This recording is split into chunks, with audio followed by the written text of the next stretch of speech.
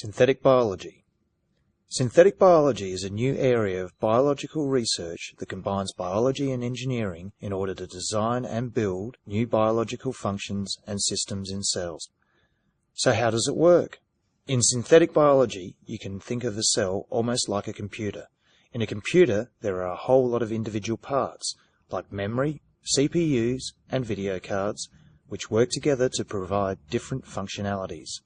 In cells, there are also a lot of different parts, things called membranes, mitochondria, ribosomes, enzymes, that work together, providing different functions to make the whole cell work.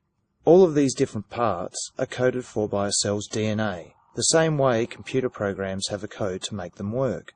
And in the same way we use different bits of code in different computer programs, we can also use different bits of DNA to program a cell. We call these bits of DNA biobricks. These biobricks can perform a range of tasks such as construction scaffolds for complex biological structures, electrical wiring, and even on-off switches inside the cell.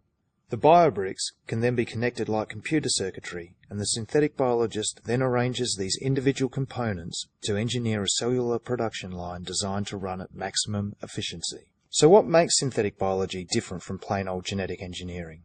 Well, in genetic engineering, a few genes might be added or deleted from a cell, but these genes already exist in nature. In synthetic biology, we are making biological parts that don't already exist in nature, either by extensively modifying existing DNA code or by creating entirely new bits of code that produce new components.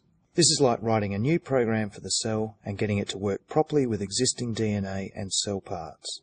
So what might synthetic biology be used for? One example is creating cells that produce special high-tech products that humans can harvest and use. Currently, synthetic biologists are exploring ways to make low-cost drugs that will overcome global shortages for diseases such as malaria. They are also investigating ways to turn sugarcane into jet fuel and create super-strong, super-light textiles like spider silk. The cells are placed inside vats or fermenters and are kick-started into action, soon to begin producing large quantities of the products they have been engineered to produce. Despite the modifications to a cell's genetic material, the process is safe because the cells are designed not to reproduce outside of these specially controlled artificial environments, making them a safe, environmentally friendly, renewable mode of production.